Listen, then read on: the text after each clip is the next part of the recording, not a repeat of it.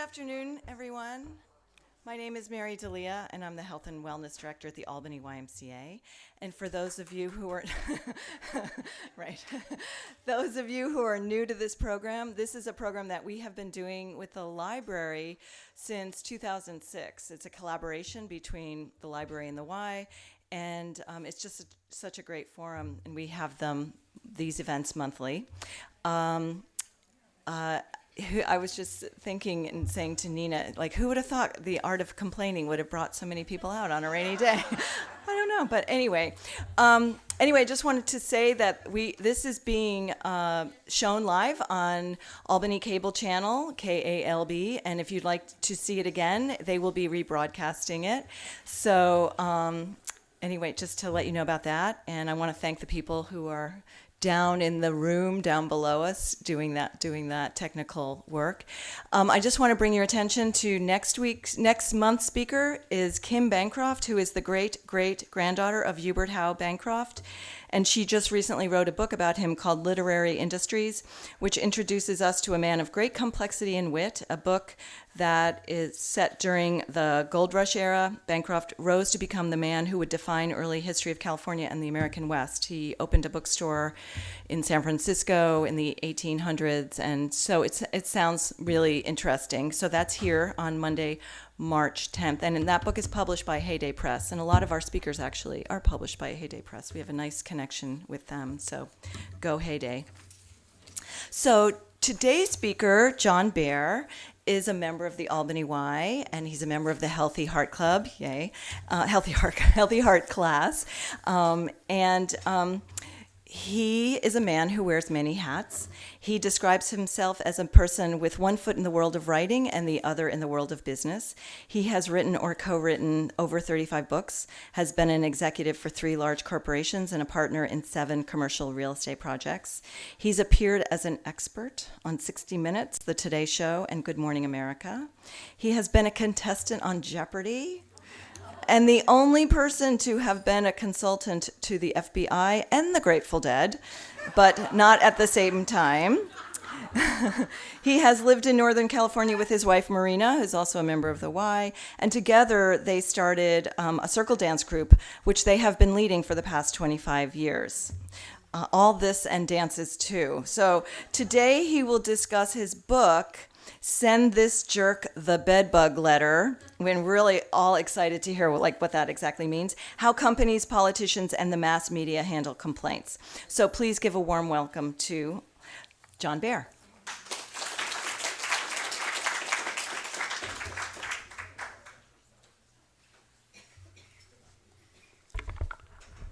Thank you, Mary. So there was a businessman in Chicago who had regularly took the train, it's back in the 40s or 50s, to Los Angeles.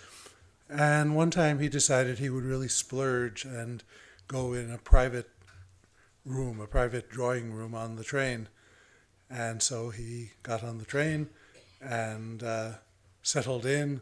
The porter came and pulled back the sheets on the bed at bedtime, and he saw bed bugs crawling all over the bed.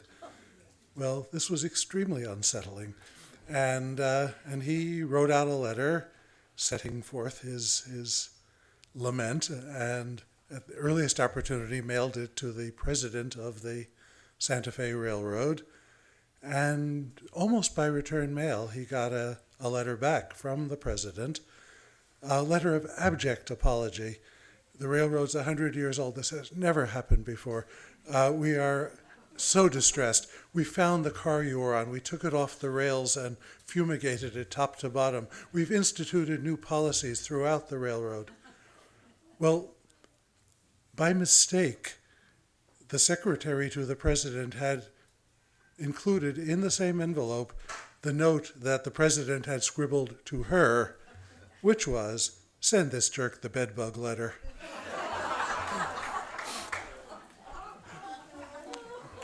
Well, what do we learn from this?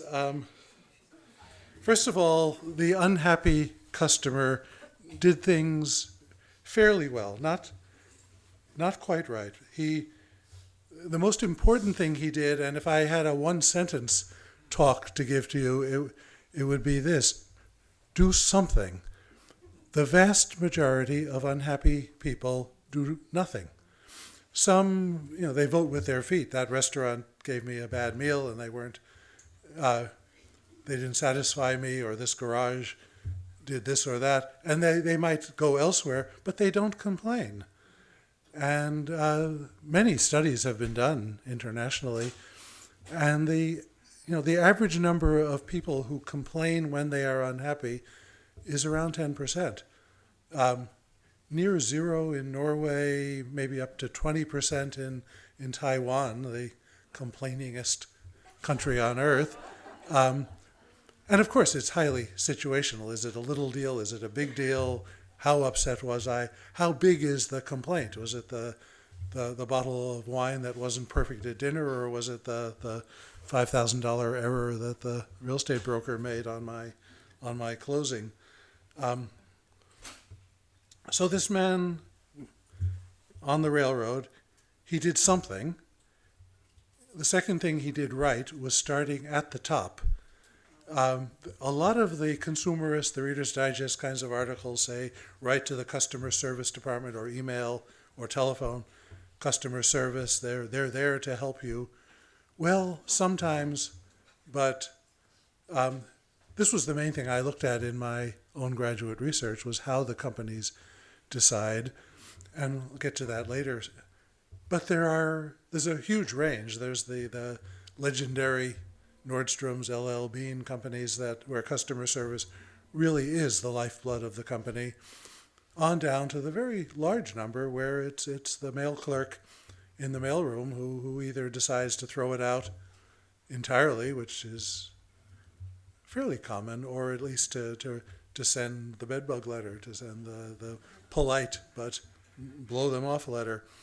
So when you start at the top, it very likely will trickle down a bit, but it's not going to get down to the mailroom clerk. The president, the chair, corporate counsel, that's a good person to write to, because there's always that little black cloud on the horizon called class action lawsuit. What if this person really does want to take this further? So things will be passed along to a personal assistant, to a vice president, at least to somebody who probably will give you a better answer. And for those 10% who complain, the vast majority are satisfied. They do get, sometimes immediately, the new product, the coupons, the whatever, by return mail, and sometimes it takes a bit more nudging or threatening or being more outrageous. So here comes a family of three, mother, father, daughter, landing at SFO. Luggage comes down the chute, and the suitcase, the big suitcase, is all covered with black goo of some sort, sludge, and drenched. So the man goes over to United Airlines customer service, and as he reported it, he was made to feel that it was his problem. What are you carrying in that suitcase that has leaked all over our precious luggage area? And he pointed out, wait a minute, it's on the outside of the suitcase, the black goo.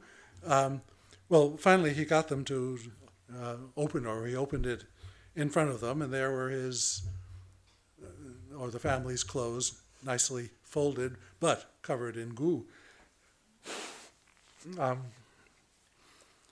So they handed him a form to fill out, and he said, what do I do? Well, mail it in, and we'll send it to our customer relations, whatever.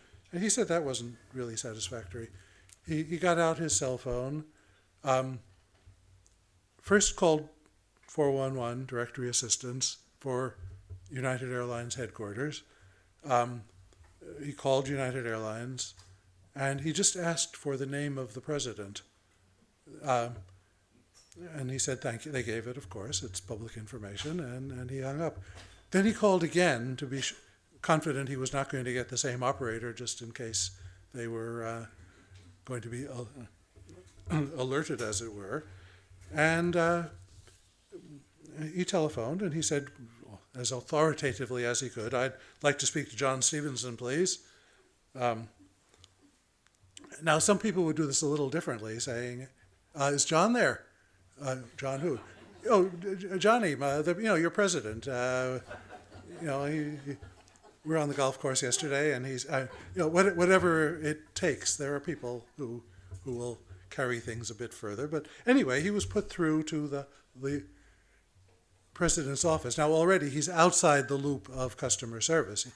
He's in the executive branch, and he said he'd like to speak to the president. The presumably secretary said, as they are trained to say, "What is this in reference to?" And he said, "It's a personal matter." "Does Mr. Stevenson know you?" Well, the proper answer would have been, "He will. Boy, will he." But, the jockeying went on, but the negotiation had already started. This is a business deal. He doesn't care if United Airlines changes its whole corporate policy. He wants satisfaction. And so he did, the fourth crucial thing, my visual aid.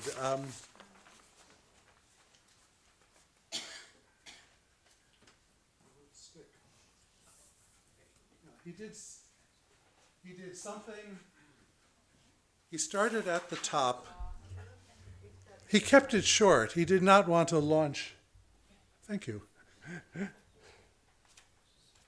It's rather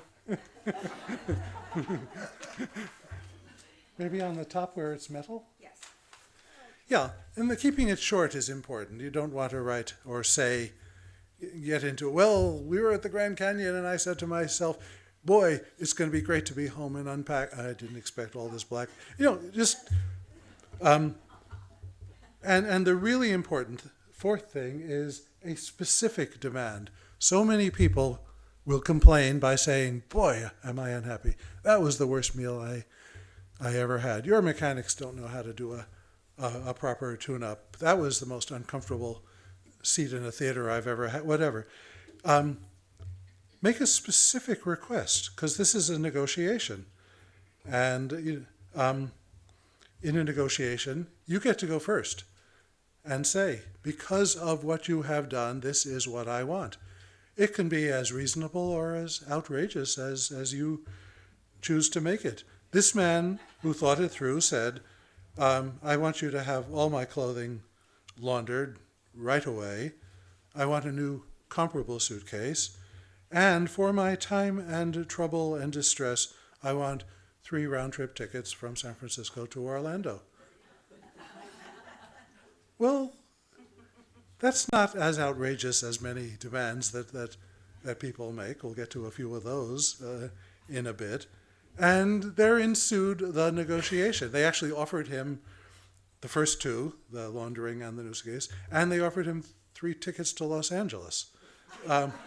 What's going on here? Did they have a corporate executive meeting to debate exactly how many miles they would fly him? He ended up completely satisfied. He got his 3 tickets to Orlando, and to United's credit, they included a vacation package with Disney World tickets as well, and that is one happy man who will probably fly the airline again and even recommend it. The one thing that United did not do, and the sources of complainers almost never do, is admit any wrongdoing. So as a customer relations gesture, we are going to grudgingly give in and do what you want, or what you have asked, or we'll negotiate it. So the do something I will keep coming back to. This is what you need to do. Anything you do is better than nothing, because they're not going to come to you and say, "You look kind of unhappy when you spit out that wine at the restaurant last night." The keeping it simple or short. In the course of my own research, Xerox Corporation gave me access to their complaint letter room in Rochester. They had 60,000 letters and probably a larger number, which I did not much get into, of emails at that time. And there was the absolute total range from the one-line postcard, "You stink," to the people writing 17 pages of handwriting on yellow-lined legal paper with their total, complete experience. There was the woman who had a General Electric iron that didn't work right. It was out of warranty. And she wrote a long and thoughtful letter, because that was her style, to General Electric. And for whatever reason, she got back from them a long and polite letter from the engineering department. "Have you tried this? Have you tried reversing?" This went on for a few exchanges. She put the iron in a brown paper bag and with a black magic marker scrawled on it, "Iron she no get hot," and mailed it to General Electric.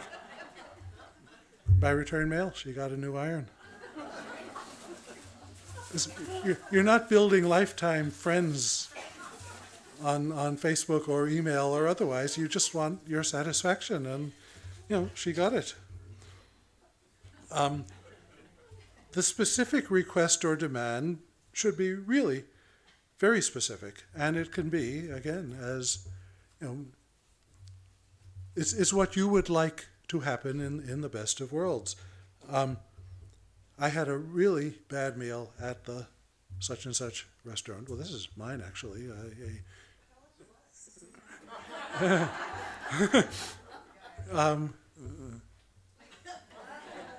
Shrimp with snow peas. No, you want to know which? Well, no, it's an El Cerrito restaurant that we had been going to for some time, and for whatever reason, it was just off.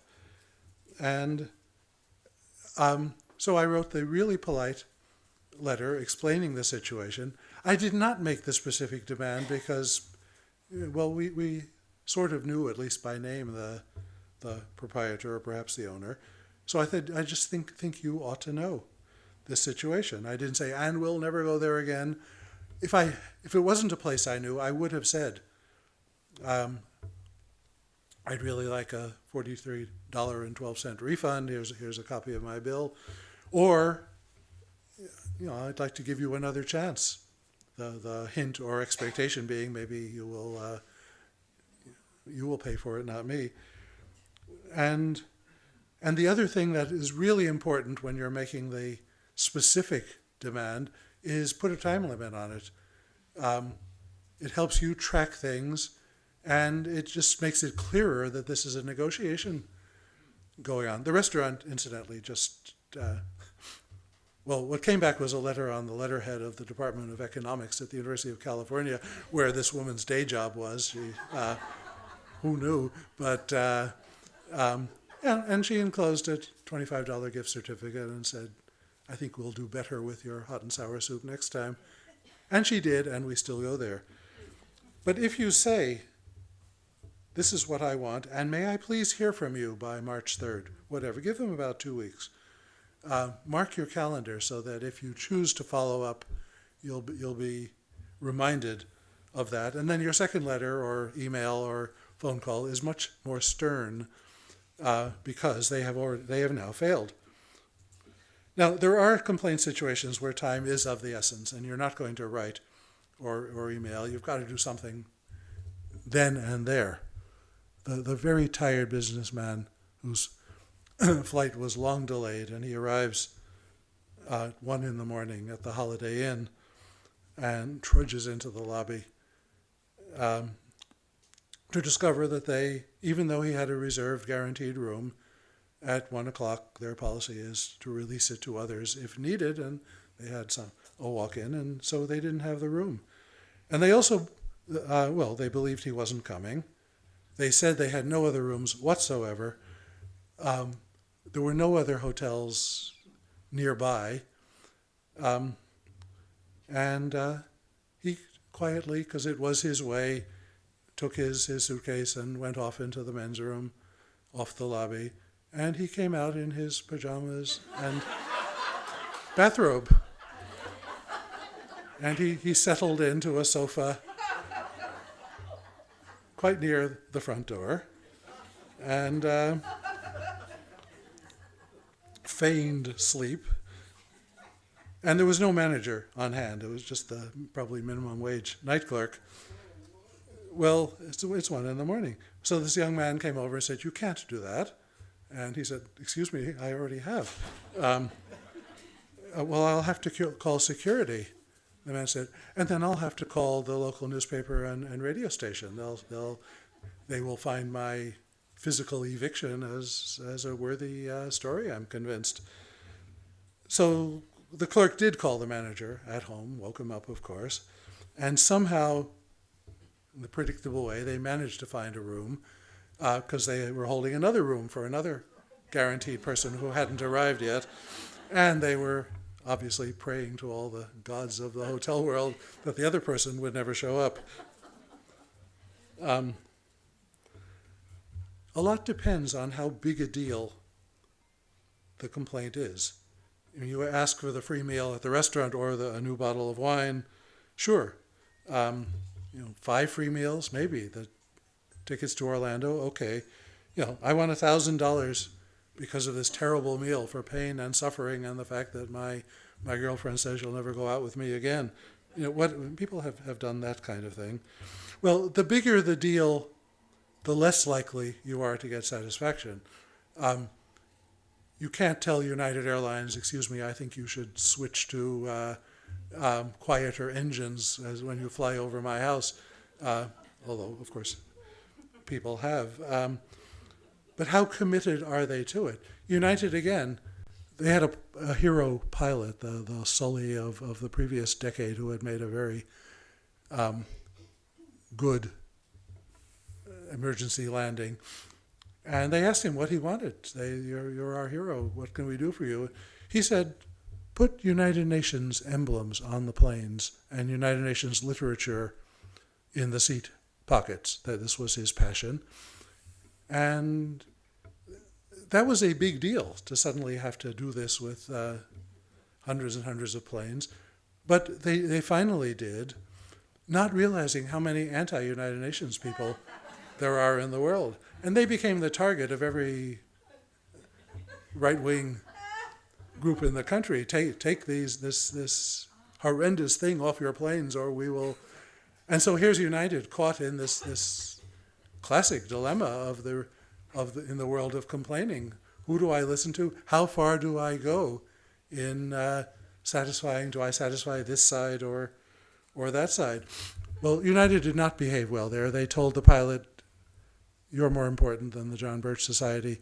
We'll do nothing." And then quietly, every time a plane came in for the overhaul or whatever, they would remove the symbols until after about 2 years they were all gone. Well, so if you're decided that Barney's should be serving only veggie burgers or only organic beef from sustainable farm, whatever, that's probably too much to ask. And there's no harm in asking or complaining about, but expect maybe a compromise at best. At least you'll have alerted somebody. Maybe they'll add 1 or 2 more veggie burgers to the menu. Sometimes a tiny complaint works.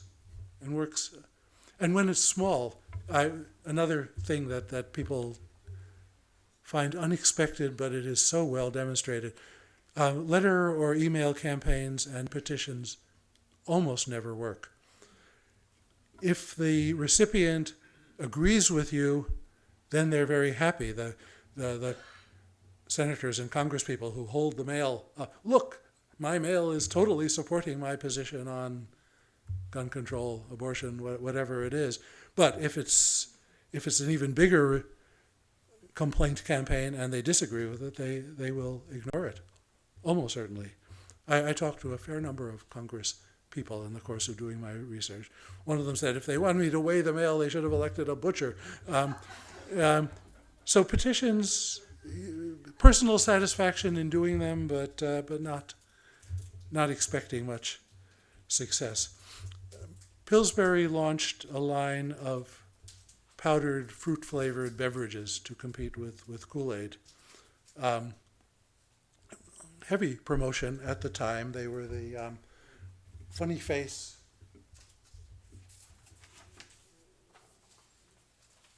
fruit drinks, goofy grape and loudmouth lime. Silly caricatures, except one of them was Chinese cherry, and it's. And what were they thinking? One can now wonder. It did not cause a great outrage. Most people don't complain. Remember that, the 90-something%. But a few did, and they got a very sincere letter from a woman at the Chinese Chamber of Commerce in San Francisco who explained why this was a terrible idea. Well, they printed 10 million packets. They hadn't filled them. Many of them, they print a lot more than they need at any given moment. But that got through. One letter caused a very large company to do a total overhaul of their product. So Chinese cherry became, choo-choo cherry, and the railroad engineers of America were not offended by this. So that became, they also, without being asked, they shrewdly changed Indian orange to Jolly Ollie orange. Total terrible caricature Indian. But this is a case, and there are quite a few where a single or very small number of sincere, short letters making a very specific request. This, you've done wrong. You can fix it. Doesn't always work. Colgate's one of their most popular brands throughout China has been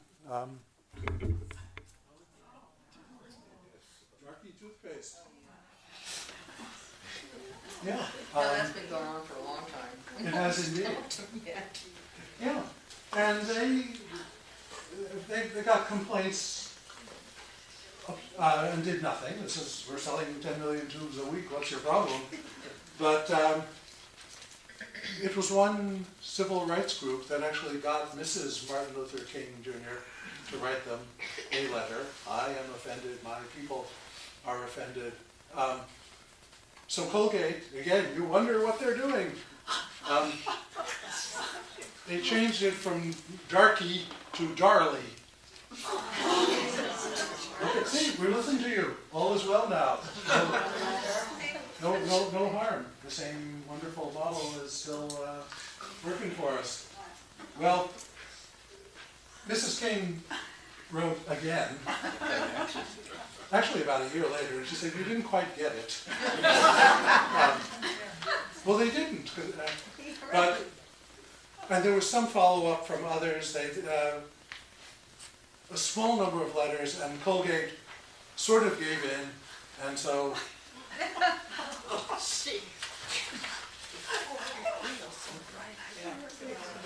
yeah, so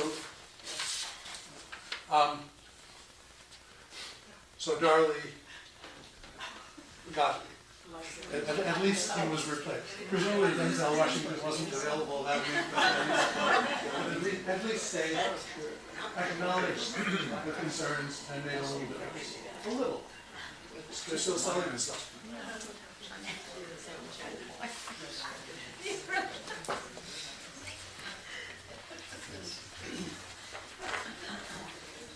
Okay, so what if your complaint doesn't work?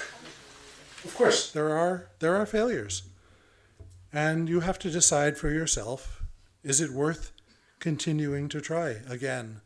Or perhaps again and again and again and again. This is where you start thinking, this is a business transaction. It's an investment of my time, my energy, maybe my money, versus the results, which are either going to be getting financial or replacement of the service, the product, or maybe just the personal satisfaction that this recipient of my complaint has changed something. You're not going to spend 3 days dealing with a $3 billing error on your credit card, probably. But if it's a $30, a $300, or $3,000 error, of course, it's worth the return on the investment. And I give you the standard, the four-step program, as it were, but there are many cases where going, as it were, outside the box, because something occurs to you that you can do, and so you do it. Mike Royko, the former columnist for the Chicago Sun-Times, he had AT&T launched a new phone service, some special phone package in that area, and their number was the same as his home number with an 800. A lot of people don't understand 800s, or they don't know they have to use them locally. And he was starting to get dozens and eventually more than dozens of phone calls every day. And he called AT&T and explained, and they said, "No problem, Mike, we'll change your number." He said, "Unclear on the concept. I've had this number for 20 years. You change your number, AT&T." And they said the expected. We're AT&T. We don't do this kind of thing. The next call he got, wrong number call, he deduced from the voice. He said, the person said, "I want that new service package you have." And Royko said, "Excuse me, are you African American?" And the person said, yeah, what's the difference?" And he said, "I'm sorry, AT&T no longer serves African Americans. You people talk too fast and it confuses our equipment." The guy hung up in a fit. Later that day was the call from Mrs. Costamagna, and he said, asking about the service, and he said, "Excuse me, are you of Italian heritage?" "Yeah, what's the difference?" "I'm sorry, AT&T no longer serves Italian Americans. You people have too much garlic breath, and our repair people say it smells up the phones." Well, he did a few more. There was a Norwegian name, and he said, "AT&T does not serve Norwegians. You people have nothing to say." Well, it was less than 24 hours later that the attorney for AT&T was on the phone, already conciliatory. They knew where they were in this negotiation. And they said, which is the thing you always want to hear if you are a complainer, "What do we have to do to make things right?" And he said, "I've been telling you all along, change your own damn number." And they did. They did. Because they really realized this was a complainer who was going to win. Here's an ongoing one, a few blocks up Solano. Man went into Starbucks, bought a $300 Italian espresso machine, asked for his free pound of coffee, and they said, "We don't do that anymore." They had a promotion at that, and he said, "Excuse me," he said the obvious things, and they may have had an employee who had been on the job for 20 minutes and didn't necessarily get it all, but the employee, he says, was not kind. The man in question said, "I'm figured out probably it's because I'm gay. At least we can make that deduction." So, step one, he decided to do something. Step two, he wrote to the president of Starbucks in Seattle. Step three, his letter was very short and polite. And step four, he made a specific demand. Well, this may have been where, I can't say he went wrong, it's where he left the mainstream, because what he asked for was that his machine be replaced with the top-of-the-line $3,000 Italian espresso machine. Now, they declined politely, but they offered him a better model, of a step or two up. That was totally unsatisfactory, and he felt they didn't apologize. Well, he bought a small ad in the Wall Street Journal, regional edition, that said, "Had any problems at Starbucks coffee? You're not alone. Are you interested? Let's talk." And he gave his phone number. Well, you stop, if we took a survey in this room, pick 50 people and you will find somewhere between 2 and 49 who have had some issue with Starbucks probably in the past. And he got a fair-sized response along with donations, which he was asking for. So he took a bigger ad in the Wall Street Journal 2 weeks later. Now, the dynamic here, which is important, is that Starbucks had no way of knowing how would he ever stop, how far would he go. The people who picket businesses, unfair, got a terrible product here, they don't know if you're out there for an hour or for the rest of your life. And so they worry about this, especially the matter of advertising. So what was it worth to satisfy him? Well, Starbucks chose, I would say, an unexpected path.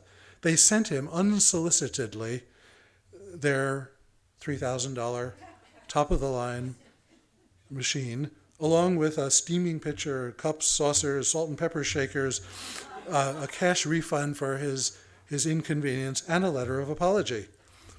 Well, this man determined that they were insincere. Well, we're talking at the edges of the complaining world out here. And so he wrote back to them. He sent it all back with a note saying, unsatisfactory. And they said, "What can we do?" He had an answer. He said, "I want you to spend $250,000 to start a center for runaway teens in San Francisco." This was his passion. Well, if you were the head guy at Starbucks, a multi-billion-dollar company, what do you do at this point? I mean, there's obviously no simple, certain answer.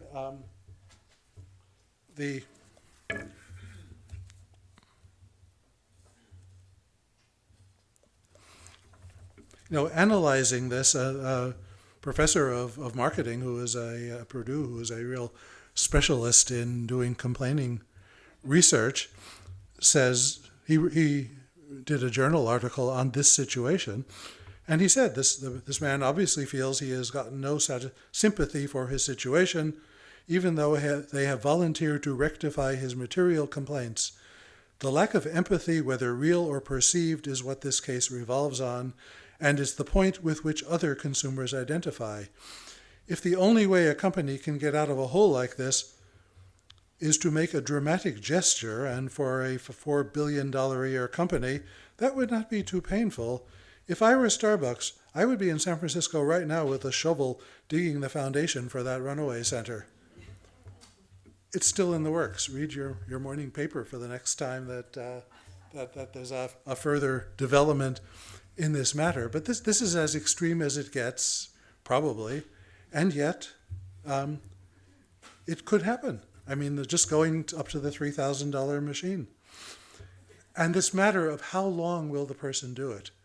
A man in Los Angeles bought a brand new Buick at his local dealer, and it was, by his account, a real lemon, although not technically under California's lemon law, which says that the same thing has to go wrong 4 times before the lemon law kicks in and a refund is demanded. Well, he was having dozens of things, but they were all independent or didn't happen 4 times. So he requested a full refund for the car. He wanted to turn the car back in, plus a bit more for his own expenses and irritation and all. The dealer, of course, declined and assured him they would continue to repair the car as long as necessary under warranty. So this man, who was not small, got a pair of bright yellow pants and a very large bright yellow sweatshirt, which he stuffed with stuffing, and got a yellow hard hat to which he affixed lemon leaves. And on Saturday morning, busiest time of the week, he started marching back and forth in front of the dealer, dressed as a 6-foot, 250-pound lemon. carrying an not illegal sign. All it said was, "Before you buy a car here, listen to my story," which he had written up and was ready to hand out. And that was Saturday, and he was back on Sunday, and he was back on Monday.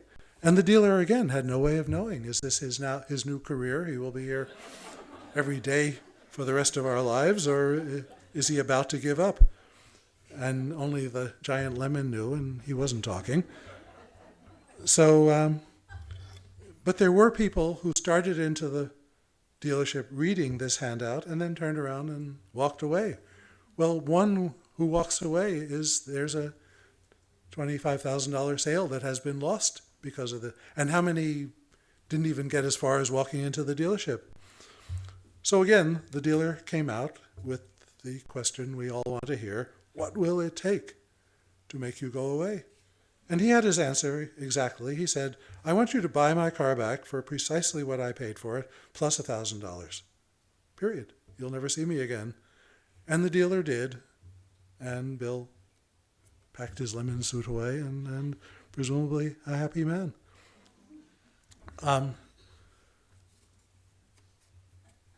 A few other ways of, well, doing things a little differently that can work, or fitting them into the writing the short demand. The faux legal action can be very successful.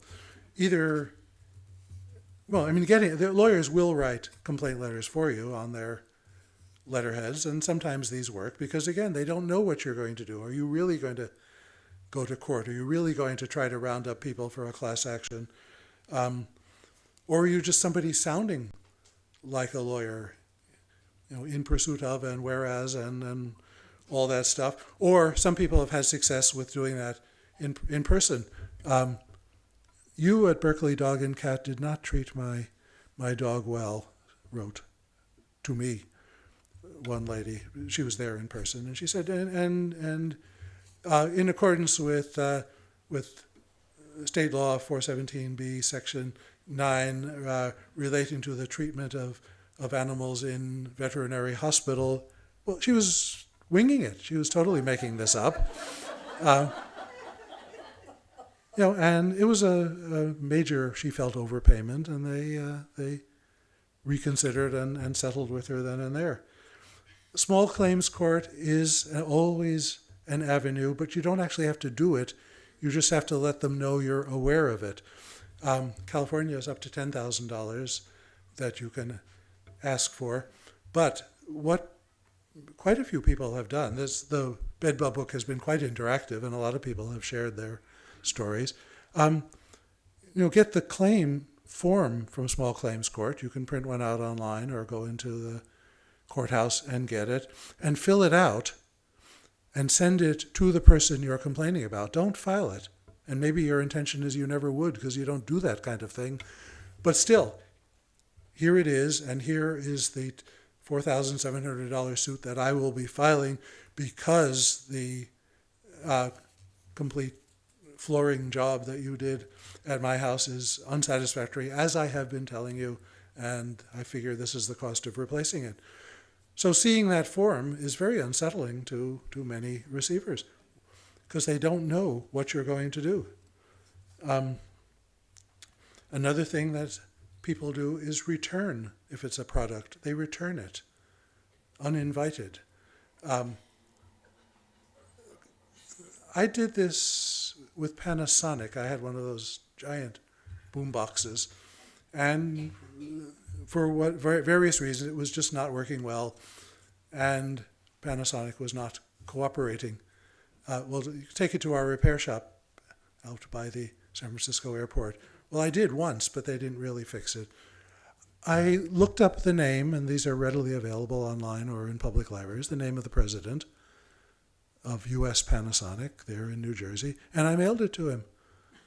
I packed up the boombox and I mailed it to him with the note saying, iron no get hot, boombox no work. Well, my fantasy was that this thing was sitting on his desk there, his giant executive desk, I probably didn't get that far, but it was there and they couldn't ignore it.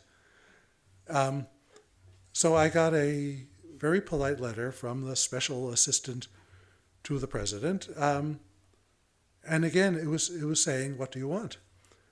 But it asked me if I wanted this one repaired or did I want a credit toward another one.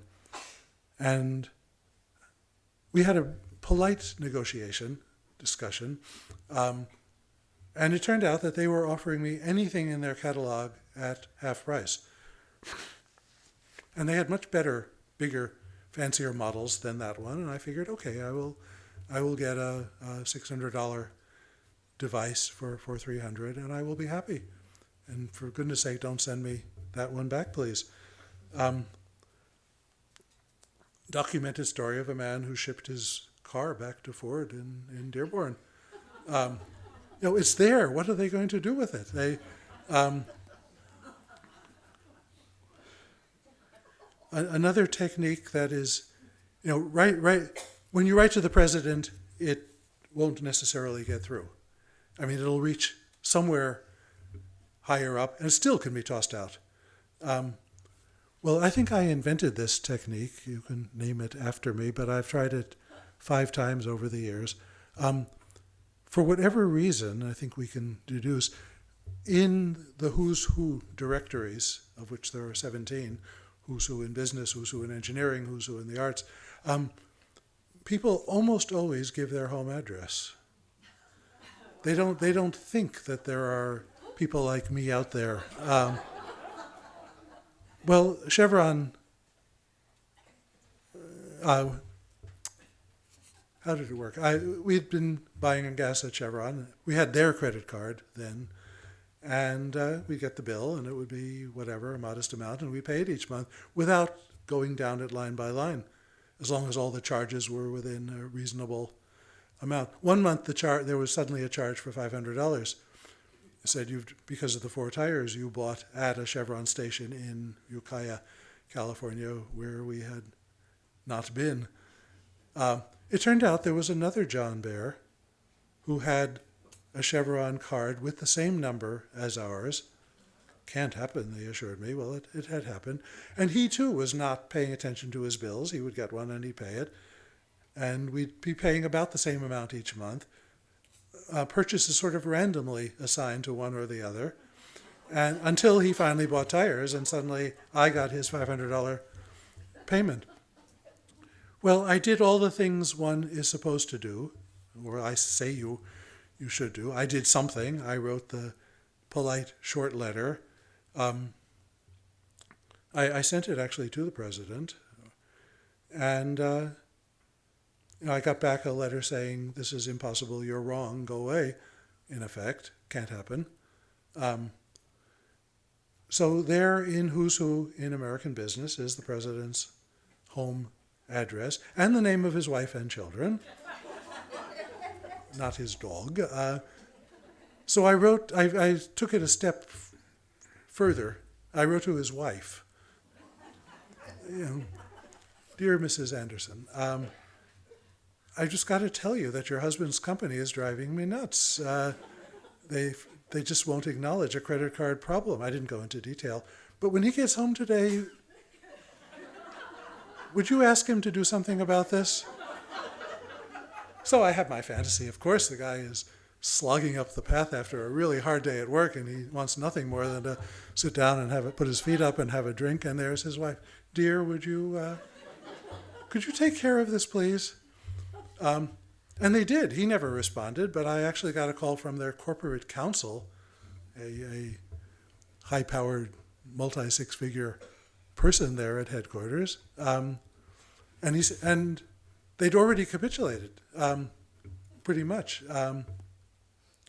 They said, we have taken care of the problem. Your next bill will reflect this. And I got it, and the $500 or so had been.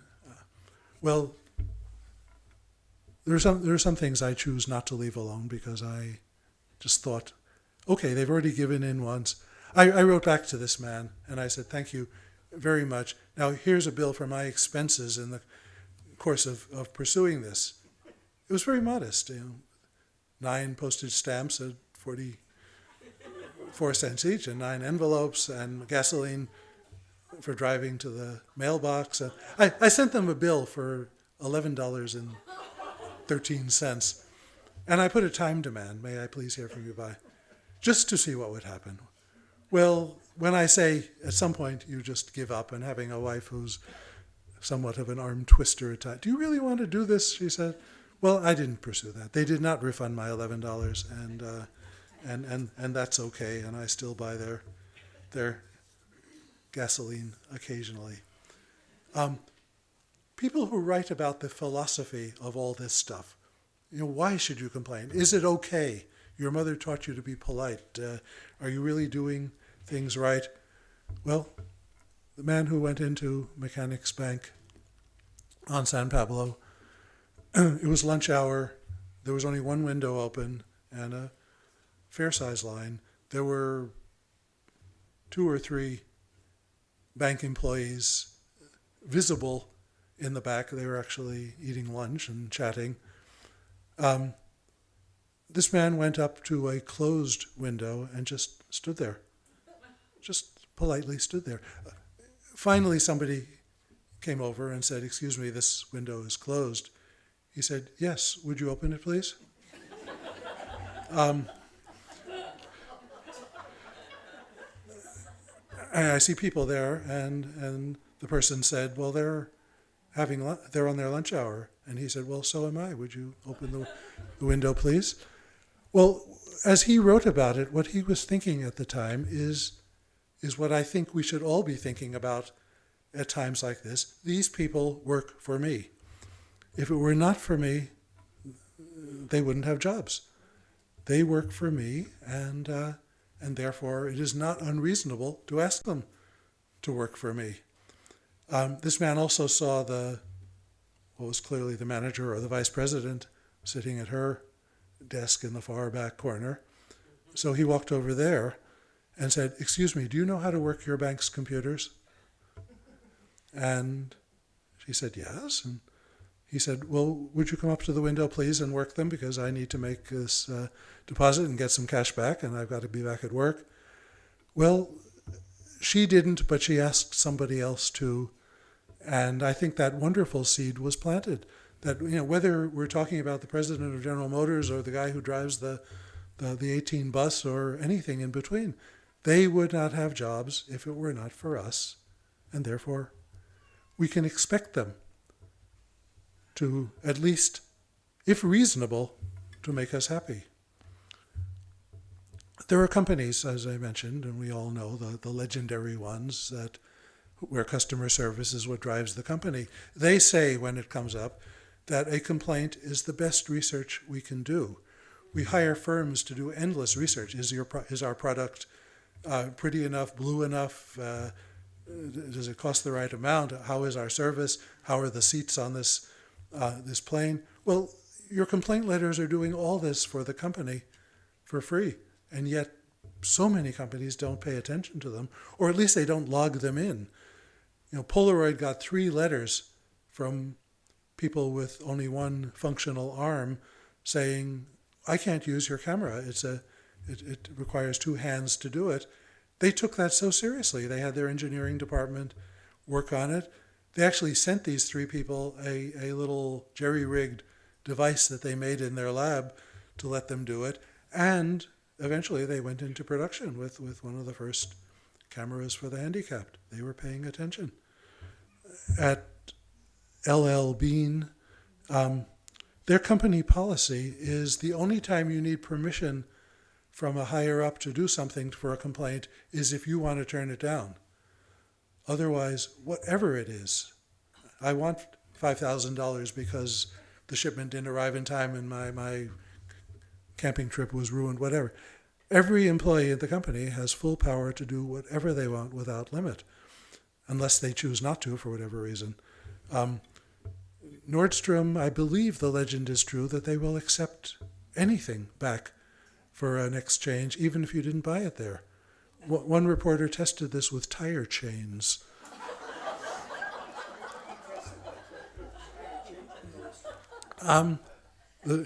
her story was they looked it up online, and they gave her a full refund for her tire chains, which of course they don't sell.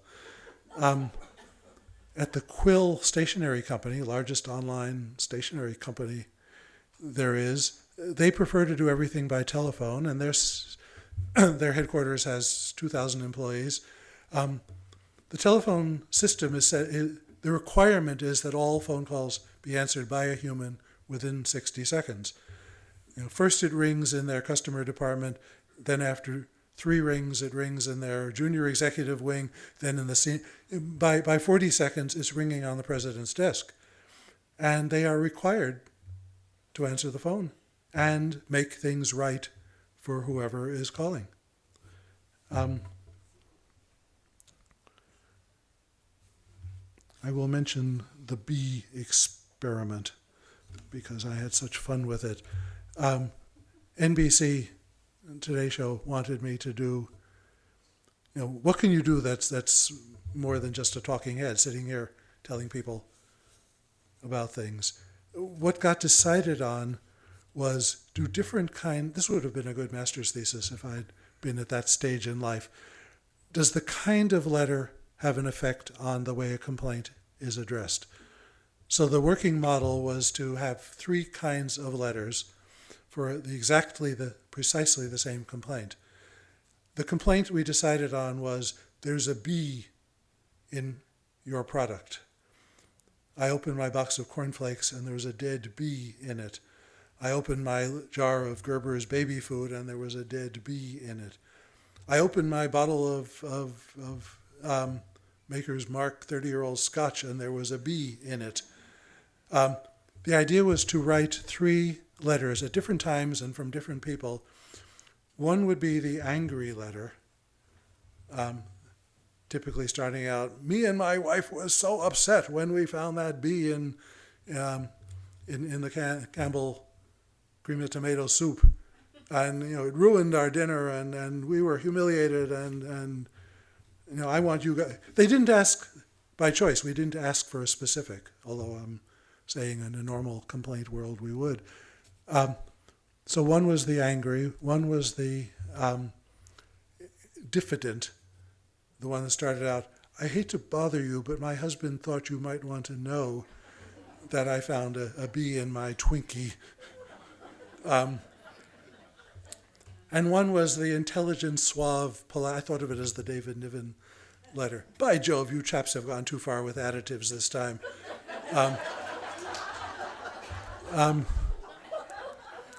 So each company got at different times these 3 letters with exactly the same complaint. About 20 companies. About half of them, everybody got the same response. This was their policy. Unhappy customer, give them a free product or give them a $20 gift certificate. And about half of them, totally different. Gerber, baby food, in every case, the angry letter got better results. I'm disappointed by that the world is this way, but the angry letter from Gerber's got a sterling silver baby set, cup, plate, spoons, whatever. The witty one got a carton or a case of baby food, 24 jars, whatever. And the diffident, the polite one, got a certificate good for $4 off on her next purchase. So this suggests that there are people who claim to live on the kinds of things that companies do. They will send out so many of these letters and they'll get lots and lots of free samples. Sometimes it was just money. Armour canned ham. The diffident one got a $5 gift certificate. The polite one the clever one got a $10, and the angry one got a $20 gift certificate. Do they have a policy, or is it situational there, whoever is answering the letters? I have no way of knowing, but I think could be, alas, useful information that at least being stern, if not angry, is probably going to get better results.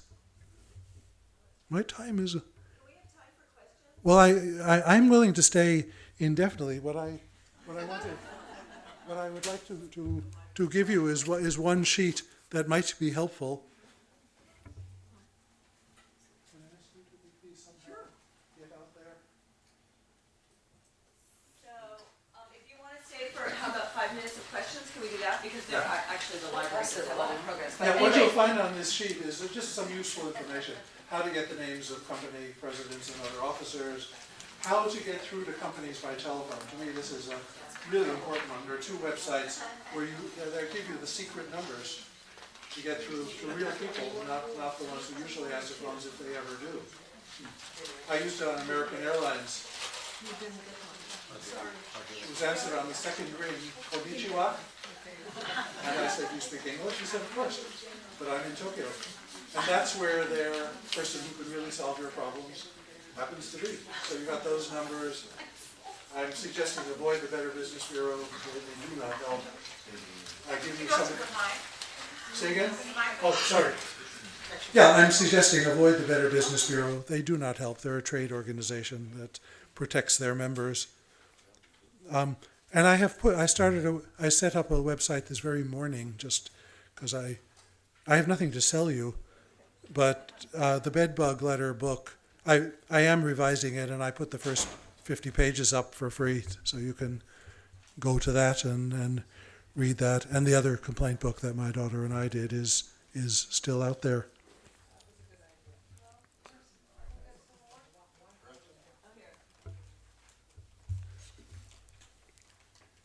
I made 50. Maybe that's not enough. It's not. Well, this is a public library. They perhaps we can demand that they give us free copies because they've lured you here under false pretenses. Yes. I'm part of the 10%. There are 2 Good. things that you should know about. If you pick it, you need to pay for a permit. So it's an illegal limit that paces back and forth in front of a business that doesn't have a permit to pick it. Is that a city or county or state, or do we know? For sure it's so in California because I've done it. Okay. Good advice. AT&T, if you do that type of thing, AT&T, that can boomerang on you because AT&T can come back on you and say, you are representing our business erroneously and we're suing you. Okay. Now, this is where Mike Royko, being a popular columnist at the time, had more leverage than you and I would have. But no, this is Citizens. no. There are complainers who suffer because the person they are or company they're complaining about will. I mean, I didn't even get into the whole revenge thing either direction, you against them or them against you. But yeah, it's very helpful to be married to a professional ethicist, as I am, and she heads me. And the home address is absolutely the way to go. Well, if you can find it, yes. Yes. In the back row? Credit card, you and the other John Bear, did you ever get a credit card corrected? Yes, they corrected it immediately because they could. Yes. You know, if you have, if you can't identify something on your credit card, and you call, and the company says they will refute it for you, but you have to get a new credit card. They will take your number that you had for how many years away. Yes. How can, and sometimes they have a phone number next to the charge, but a lot of times they just have a charge and you've never seen it before and you save all your receipts and there's no way to refute it, or is there? What? Well, technically, of course they can. One person could fix it all in 1 minute, but how do you get to that person? Get a human or dial a human at least is a way to go. The probability of getting somebody who is a level or 2 or 3 above, and if they answer konnichiwa, maybe you're in good shape there too. And we're back to the how much do you want to do? Is this how important it is? If I could tell you today that after your 50th call over a 2-month period you will get satisfaction, is it worth it or change the number? And there's no easy way to decide that. Yeah, I see, thank you. Yes. I'm wondering if you can suggest a way a particular complainant can improve the complaint. I think that all four of your criteria have been met. There was a Occupy Wall Street man who carried a sign that said, "You know what you did. You took our stuff. Give it back." Mm-hmm. The implied time was immediate. Yes. Now, was he really expecting them to give it back to him then and there? Well, it hasn't been arriving, so. Okay, a lot of complaints are for personal satisfaction. I mean, I would love to have the video of the president of Panasonic scratching his head over this giant thing on his desk, but I never will, and I knew that, and I just, at least the message is out there, and the fact that you know about this suggests there are a fair number of people who at least know that that creative complaint was made, and we don't know where that will go, but it's a start. Hey, can I ask you a question? Of course. You know, a couple of years ago, there was I guess it was going to be a big lawsuit against, believe it or not, the diamond industry, okay? And they sent these forms of every piece of jewelry you had that had one smidgen of diamonds in it. And the letter talked about, it was something against the beers that had been mined in Africa with people who blood diamonds. Okay. So it so happens I filled it out and went to a great deal of trouble to make sure that I gave them the proper prices, et cetera, and I never heard boo. Now, I never knew where to follow up on this thing, because it was probably worth a few $1,000s to me. How do you even get to figure it out, where you can get your money back if you've gone to all this trouble? It's like a company that goes defunct and you're sent a form, you know, when did you buy it, when did you sell it, how much did you lose on it, and there's no. All I can, and of course I can't know specifically. I can suggest that dear Mr. De Beers, I really want you to know about this terrible situation that has occurred to me because of this particular situation. I mean, I don't know if there really is a Mr. De Beers, but there's somebody out there who is findable, who is the head guy. Dear Minister of Commerce for the Republic of South Africa. I mean, you know, getting the complaint out there at a high level can do no harm, and at least it starts a process.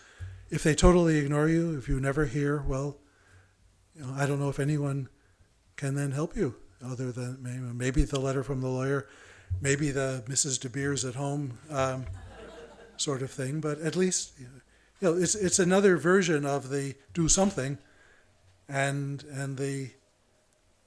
I guess the message really is do something until you've either run out of time or energy, or you get satisfaction, and that has to be your decision. I wish I could help specifically. Yes? Do you know if any of these things work for something online, such as Flickr or Facebook, which seem to have no way to get in touch with them? Or will there be something on here that might work? Like I tried to get an account taken off of Flickr, and there's no one to get in touch with. Dear Mr. Zuckerberg, before you settle in for your evening watching the Olympics, why not? The question that often will then come up is well, the first letter to Mr. Zuckerberg at home might get attention, or the first 3 or the first 10, you know, but then what? And all I can do is give you the Yossarian's wonderful answer in Catch-22, where he did something outrageous, and Major said, "What if everyone did that?" And his answer was, "Then I'd be crazy not to." So try, and if Zuckerberg says, "Oh, it's another one of those people who heard John Baer's talk or who read this article or whatever, creativity has to chip in further. And I mean, I don't have an answer, unfortunately, other than the vague reassurance that answers probably are out there for people who really try. And who are also willing to let go, which is really tough when you're talking big bucks like you, to say this is,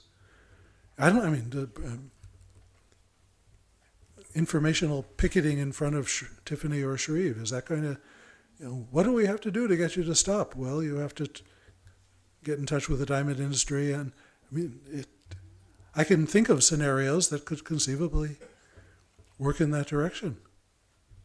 And we'll visit you during visiting hours at the county jail. John, will you be around for a couple minutes for people to Yeah. talk? Okay, I just want to give a round of applause. This is a certificate from the Albany Y and the Albany Library. Thank you so Well, much I for think- coming. That was really great. I've enjoyed it.